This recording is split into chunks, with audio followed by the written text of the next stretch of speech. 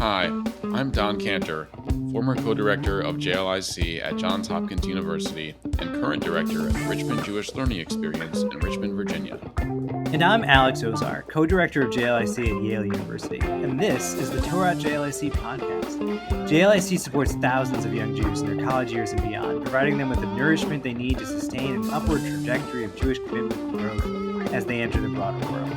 And the animating engine of that effort, that has always been and will always be Talmud Torah, high-level, richly meaningful, thoughtfully creative Torah learning, ambitiously attuned to the realities of where our students are. On the Torah JLIC podcast, we hope to share some of that Torah with you. Thanks for listening. Today, we are privileged to be joined by Rav Shlomo Brukirer. Rav Brukirer and his wife Ruchi are co-directors of the JLIC program at Queens. Rav Brukirer is from Suffern, New York. He studied in the Mir Torah Vadas and in the Jerusalem Kollel, where he received smicha from Rav Yitzchak Berkovitz. During his time in the Mir, Rav Brukirer also worked with young adults struggling with substance abuse. Rav Brukirer comes from a line of over 30 generations of Jewish educators.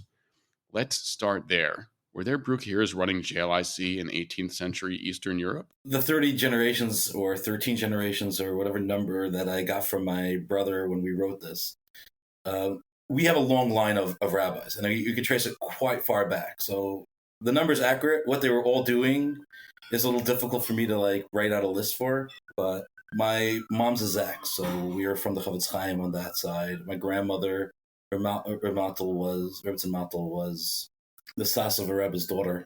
So there's just going that far back already, you already have 200 years of some rabbinic dynasties going on. Growing up, did you feel a sense of burden for your vocation? Like, this is what I was chosen for, this is what I have to do? So really, no, but my educators like to remind me that, how could you do that? You're the Chavetz Chaim's grandson. That was always great. I always loved that. That was a favorite part. No doubt you're making all of your ancestors proud. Thank you. I hope so. Tell us a little bit about how you came to JLIC, how you found JLIC, how they found you, and what it's meant for you and Ruchi to do this work. Okay, so let me start a little further back, because we mentioned in the description of Please. My past, which was nice to hear so succinctly put. When I went to Israel, I was 17 years old. I was the second youngest member of the Mir yeshiva. I graduated high school and I went to Israel. And while I was there, we had apartments. That's how it's done over there. And one of my roommates had a friend who got kicked out of school for smoking weed or something. And he stayed in our apartment. And then his friends started joining him. And we ended up with quite a few people in our apartment that were not from the Mir yeshiva, that we were taking care of, making sure they had food. And at some point, my friend Zevi Kalbach decided that this is ridiculous. Somebody's got to be doing something for this, and asked us if we'd be willing to get involved in trying to make a difference in this way. I was 18 at the time that this story took place, and we decided to ask a few rabbis around, what they thought about it, how we get involved, what do we need to do. And we went to Rabbi Sklar, and he shared with me a Gemara that changed my life. He asked us why we want to do what we want to do. And we said, all the reasons, these people need the help, et cetera, et cetera. We want to make a difference. And he pulled out a Gemara Eruvin, goes to the fourth parak, beginning. The Gemara asks, why do people sin? And the Gemara says, because of poverty and different things. And the Gemara says, L'may nafka mina, what difference does it make? As a court, we got to do our job, right? It doesn't matter what's the difference, why people sin. Society needs to take care of it. And the Gemara says, he said, a rabbi's job, if you want to get involved in this world, is to pray for people, is to think about them, is to think about their troubles, and to figure it out. And it made a huge impact on me. So much so that I didn't believe it was really a Gemara, that I went to look it up. I wish he would have told me the second half of that Gemara, because the second half really brings it all home. The second half of the Gemara says there are certain people who have they never see the face of hell, never see the face of Gehenna. And the Gemara says it gives a couple examples on somebody who struggles from poverty and extreme pain and different life circumstances. And the Gemara again asks, what's the difference? Who cares? And the Gemara says, they should have it from, they should realize that everything's happening for a reason. Meaning we can't alleviate everybody's suffering, but we can try to give them the words of comfort to let them know that things are happening for a reason. And I found it profound that there's the Gemara is first telling us that we have to pray for people. And then also, when we deal with them, how do we deal with them? We say we acknowledge your suffering, and you need to know that it matters. And in heaven, this matters. And you're not suffering for nothing. And don't think you're going to come with everything, with all the struggle and all the travail and everything that you failed because of it. You're going to come with nothing. You're going to come to heaven, and heaven's not going to judge you. It's not going to judge you for mishpah. It's going to judge you favorably because of your circumstance. And that really started me off on the path that I decided I was going to become a rabbi. At that point, I wanted to become a therapist or a lawyer. I was going to leave yeshiva, go to college, and figure it all out. And it switched my entire life around. I started studying seriously. I started learning Gemara. I was like, if I'm going to be a rabbi, I got to start knowing Nach. I got to start learning Gemara. You can't just come in knowing nothing. It's an amazing origin story and incredibly powerful. But then, so tell us the next steps. It's like you emerge from that, sounds like incredible work you were doing in Israel. Then again, like how did you find JLIC? How did JLIC find you? And I'd also be curious to hear about, I'm sure there's a lot of continuity between the work you were doing here and the caring for souls there and caring for bodies. Continuities and differences and evolution in the kind of work you're doing. Obviously, there's a lot I missed out in the middle. That experience of starting this program was transformational. I dealt with so many students from so many different places, from so many yeshivas that were kicked out, didn't understand, Judaism, just what it was. Like, what were we trying to teach? What's really the lesson? It was very much, this is what we learned in yeshiva. So it was a lot of Gemara. It was very little, of what's the purpose of it. The struggles that they went through of feeling like they're not part of the community. And it was very painful to see it and to deal with kids that, some of them were my age. I decided that I'm going into the rabbinate, like I said before, and I started going on that path. I started studying Talmud. I was going through Gemara. Every day I was trying to do 2 blot of Gemara every single day. I was trying to go through a parak of Nach every day. I was just putting in time to get things done. So that way I could be a good rabbi one day. I ended up coming back to the States. I went to Rav Weiss in Muncie. And then after about 2 years, I decided I'm going to get my smicha. And since I wasn't married, there weren't a lot of places that would accept me for smicha. So I went to Torah Vadas. I went to their program there. And I started going for smicha. I met my wonderful wife, Ruchi. And I decided I'm going to Israel. I'm going to go to Rav Brukirer, where he trains people in how to be communal rabbis for kiruv and for other things. As long as you're making a difference, that's their motto. Make a difference for Klal Yisrael. While I was there, Rav Schrader came in to try to recruit. And it was fascinating to hear the conversations of students saying, like, this is not really kiruv, so maybe we shouldn't do this. Or like, it's not community work. And I sat with Rav Schrader and I was like, this is the most amazing job anybody can offer me. Not just as a starting job, it's just an amazing opportunity. And everybody thought, like, what are you saying? And I was like, no, they're asking you to build a community for students that are away from home and that you get to build a community and a home for them. What could be better? Like, what else are we trying to do? So I spoke it over with Rav Brukirer, and he was like, yeah, I don't know why people don't want to take this job. I was like, okay. So I took, went through the interview process, and here I am 5 years later. Well, you certainly found the right person who recognized the kinds of value that you were going to provide. Can you tell us about some of the challenges you faced in the work and some of the challenges your students face and how you cultivate their strengths? It's always a hard question because every student's different. Sure. One of the things I always try to focus on is bringing Torah into your life, in the sense that everything we do, if we do it for others, is holiness. I always like quoting the Rav Dessler, quoting the Rav Yisrael Salanter, which is, it says, Chanoch walked with God. In the pasuk, it says, Chanoch walked with God. And he says, what did Chanoch do? The Medrash says he was a shoemaker. So what was he doing that he was so holy that he gets this appellation that very few get, that, he walks with God? And Rav Yisrael Salanter says every single stitch that he sewed into the shoe, every nail that he knocked in, or whatever sandals they were wearing back then, or whatever was around, he said, I'm going to make the best shoe for the person. I'm going to give my maximum and take the minimum I can take for my work. And he says, that is holiness. And I think people think that you have to be in the Beit Midrash to find holiness. And sure, that is a way to do things, but it's not the only way. And that you can make a life full of meaning and just by being there for others. I had a student's parent who called me up. He was in IT, and he was saying, like, I don't do anything with my life. I wasted my life just doing IT. And I was like, where do you work for IT? And he's like, I work for a school. I was like, when the teacher comes in and asks you to fix the printer so that way they can get their class going, and it's frustrating, and you sit there with a smile and you go and do it, and then she walks into the classroom with her papers, and she can smile because there was somebody who helped her, and then all those kids have a great day. I said, it's just the shift of thinking about what your day looks like and why you're doing it. You can make your day holy. Sure, it's a job, but consider why we do what we do and add holiness to it. Be a giver just like God is. We can partner with him. It's just changing the way we think about things. It's just a shift.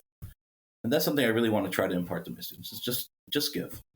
It seems like you're encouraging people to see that the real goodness and holiness that we can have in our lives doesn't necessarily come from what we do after work and going to do chesed somewhere else. That there's goodness in the everyday jobs and everyday work that we can do. I mean, we can do good in in the jobs we do, but if we can do more, we should strive to do more for sure. But every moment is an opportunity for holiness. We shouldn't lose the sight of that. We can partner with God. The smile we give somebody in the morning makes a difference. Everything we do can make a difference. It's just a matter of what's our focus. Like Rabbi Alex said, it's at the end of the day, am I going to learn? What's my focus? If my focus is to partner with God and to make it a great world for everybody around me, to change myself to make the world a little better, so that's holiness.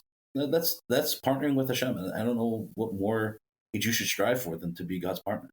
And so we shouldn't overlook the non-obviously chesed aspects of our lives or non-obviously religious aspects of our lives in order to find holiness.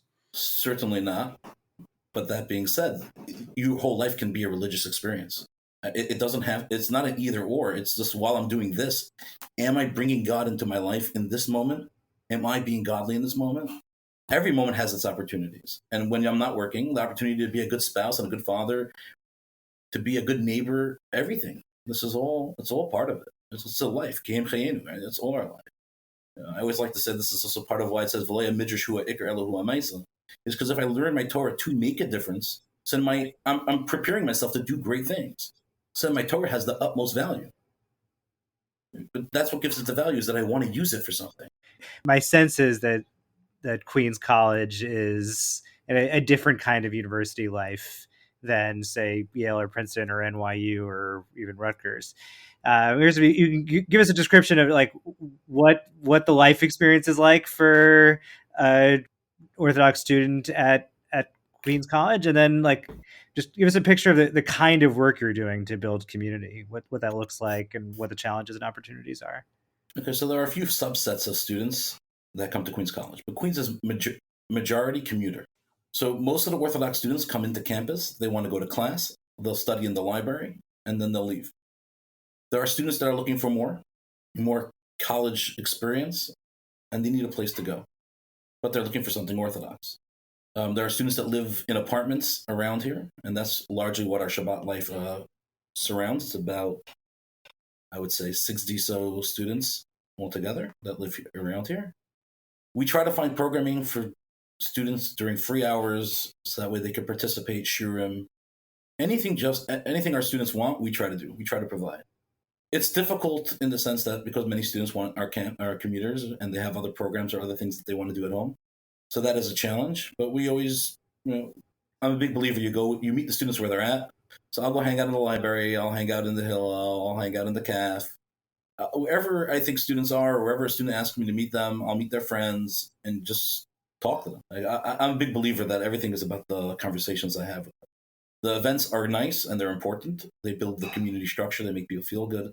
They make them feel like they have their friends and they have a social life. But the way to bring people in is to let them feel seen. And it's not always easy, and there are definitely struggles, and there are different students need different things to support their needs. And sometimes we miss the mark. And, to anybody hearing this, I'm sorry that if I've ever missed the mark. I've certainly done that sometimes, but I've certainly been there. We've all been there. But, it doesn't make it easier to know. It doesn't make it easier. It just lets you know that you need to learn and there's still room to grow. I honestly just want to be there for them. Try to build them something nice. Give them something good, a community, a home, somebody to listen to, anything that they need is what we're trying to provide in a Orthodox framework with the Torah values being infused in everything we do. Did you have some Torah that you wanted to share with us in addition to the stuff that you've already shared? I always tell my students before Shvuah that the story of Rus is about what the Torah wants life to look like for society, in the sense that every person who owns a field, anybody who has money, it doesn't matter. Every indigent person can still meet them. They still have to provide for them, and they still have to be part of it. And the story of Rus is when we live a life where where every Jew is seen as equal and valued, then you can find a Yeshua, you can find the redemption at any time. Rus comes, she has nothing. Nobody knows who she is, nobody cares. And she goes and does what every poor person at the time does, which is to go to the fields and just gather some sheaves of wheat, make some bread. And Boaz sees her and says, what's going on? I see there's something exceptional about this person. It's not easy to build a society where we can see everybody. But when we build a world where everybody is valued, the end of Rus finishes off with the Davidic dynasty, saying, this is how we create a family of the Jewish people, by building up these support systems and making sure that everybody has access to everybody within the strata of society, where we're not removed from each other. There's no ivory tower view. On some level, everybody can be together. Everybody has access to everybody. That allows people to see each other and to understand their struggles and to try to meet them where they're at. That's why, even though we're celebrating the Torah on Shavuot, we're still going to read the story of Rus to tell you, this is what we're trying to create. This is the society we're trying to create, where we see everybody and we want them to know they have a place with us, no matter what their backgrounds are. How do you see, like Talmud Torah or Torah in general, outside of the story of Rus, advocating for that kind of perspective? Every Navi walks around the people. Says Shmuel, in Tehillim we say, Moshe v'Aaron b'chayanav, u'Shmuel karim Shemai. Meaning that Moshe and Aaron, and the Kohanim, they as one group, and Shmuel was considered a tzaddik in some way, greater than Moshe. In certain, I forgot which medrash says this, but it says that Shmuel was so great because, unlike Moshe, where the people came to him, Shmuel had a rotation. He went to every single town within Israel. Every Navi was for the people, in the sense that they made sure to meet the people where they're at and to talk to them. Sometimes to rebuke them, sometimes to give them consolation. So you see it in everything. You see it all over now. That this is the people that are the leaders need to be with the masses. Sometimes they need to know what they're going through to be able to talk to them on their level. Can we bring that back for a minute to? Sure. And something that I may have missed when you were in the Gemara that you were talking about. Was it the Gemara in Eruvin that was talking about Vayrachme? Yeah. So who is the person who has to ask for rachamim? So they're trying to talk about who should be davening, whether it's yourself, knowing that these struggles can come. The Ben Yehoyada, I believe, says that. There's a big debate about who should be by rachamim. But it sounds like, from the easy reading of the Gemara, is that you should pray for mercy for the people around, because the next step of the Gemara, only because the next step of the Gemara is talking about that these people do not see the face of Gehenna, is already telling you that we're talking about that those people don't see it. We should have a little understanding that these struggles are difficult. Reminds me of, there's a Gemara, is it in Makos, that talks about the Kohen Gadol. The reason that the Kohen Gadol's death is what triggers the release of people who go into Gullus, people who go into exile for accidentally murdering somebody or accidentally killing somebody. And so the Gemara asks, why is it the Kohen Gadol's death that's connected to it? And I believe the Gemara says it's because the Kohen Gadol was responsible for asking for mercy on Klal Yisrael, and he didn't do it. Is it that he didn't do it, or it's just that this time it wasn't successful? There's a timeline on everything. So, but yes, I do believe that is the answer. Is that at some point, and why this year maybe rather than later? Sure. Right, but it's interesting that the Kohen Gadol is also he is a leader, and he's responsible for thinking about the rest of the people. Yeah. And I think it's very consistent with what you were saying about the Nevi'im. I think there are multiple places to see this idea. I think the example you gave is great, but also, what are we doing in the Beis Hamikdash? What's the point of having a communal place for us to all serve, where we go and see that the Gemara says that during the Chag, they would take out the lechem upon him, and they would show that the steam was still rising, even though it was baked a few days before, and say, see how much Hashem loves you. There are things that we did just to let the people know that God is with us. And that was what leadership was meant to do, is to say, God is with you, and this is what we need to do, maybe to rectify ourselves, but to realize that God lives amongst us. Yeah, it's incredible that the way that the Torah asks us to become close to Hashem is by recognizing other people. And that's on Yom Tov, like all the Yom Tovs that the Torah says that the way that we are happy in front of God is by including the widow and the orphan and the Levi, the people who don't have as much. Yeah, that's what we lean on the last day of Pesach and a few other, absolutely. Going back to the idea of partnering with God, is Hashem wants us to be the change. He wants us to do that work. Because Hashem wants everybody to have support. But he wants us to be the partners in making that happen. He wants us to actualize his ratzon, his will. If this is what he wants us to do it. That's what it's meant to be to be somebody who's trying to live with Hashem, is to try to find those moments where we can really give somebody, we could say to them, we see your divinity. We could see your connection to it all, that you matter. Because Hashem thinks you matter. Our Father in heaven thinks everybody matters, so they matter. They were created for a reason. Well, this has been really deeply inspiring. I'm grateful for this conversation, but I'm more grateful that your students have you and Ruchi both communicating so effectively and powerfully this kind of message and embodying it in such a powerful way. Can you tell us how your students respond to these types of messages? Different students respond differently. It's hard. It's asking people to shift the way perspective. It's asking them, and it's difficult to tell somebody that you can live your life just trying to give while still meeting your own needs. It doesn't have to be an either or. Right? There is a balance, and certainly you can do more, but you can still do amazing things while still looking out for yourself. That you can make it holy by just saying, I'm going to do the best I can in this situation. It's good for me. I'll get paid. I'm still going to get my fee for whatever job I'm going into. Right? But I'm going to make the best code so people don't get upset when they're clicking buttons and just not working and getting frustrated. I'm going to make that new update better. It matters. You're making millions of people's lives better. It's just perspective on it all. And I'll reflect, it's not just the IT guy or the code maker. I've been a JLIC director for many years, and there are a lot of times, my job is to serve our students and care for them in very direct ways, and ways that are I really genuinely feel and know are incredibly powerful and meaningful. And also, it is very often the case that I go days and sometimes even a few days feeling like I'm not really making any difference. I can't really reach anybody, and I just get frustrated. Nothing seems to work, and so part of it is keeping the horizon of hope open that, eventually things will pick up and get better. And some of the things we're planning will actually work out. But I think you're raising something much more important and vital, is that even just the work of showing up every day and doing it with a smile and with care, even when your students are busy with midterms or finals and actually don't have time to show up for this or that, just continuing to show up and continuing to make clear to them that you're devoted and that you care. It's not just that also makes a difference, but that's the fundamental thing. Continue to draw spirit from that. We don't get a lot of feedback in our job. Even though we get the survey once a year, we don't get a ton of feedback always, and that's a little frustrating. It was something very frustrating during COVID when I started this job as well. To try to find the moments where I can tell myself I'm doing a good job, because we have to do that a lot. It's hard to get that affirmation from other people. When we live our experience, though, when we say, if we're going to preach something, we're going to try to do it. For the first year, I didn't ask students to help me set up the shalashiddas. I would just bring the tables, I put the chairs out. I couldn't do it. I was like, this is my job, this is my thing. I don't want to bother them. But over time, I realized that it's becoming something where I'm not going to be able to give as effectively. It's on my head. I have to prepare.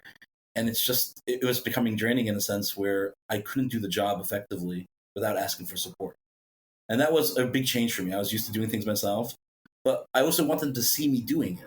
I thought that it's more important to have that example, because I can't always give people words that work for them. But they can at least see that I care by putting in the effort and the time. Like Rabbi Ross says, sweat equity. You put in the sweat, you put in the time. We can't just say let everybody else do the work for us. But when they see that we show up, like you were saying, it makes all the difference. They see that we're here. And we're making a difference. And someday in the future, they're going to be like, oh, we remember that when we were struggling, that Rabbi Alex was there. Whether I spoke to him or not, I knew at least I had that support. And that means something. Yeah, I think there's a very interesting balance in the job between putting in the sweat equity and not kind of being aloof and showing people that you care, but also allowing other people to give in the same way that you want to, because that's also really special for them.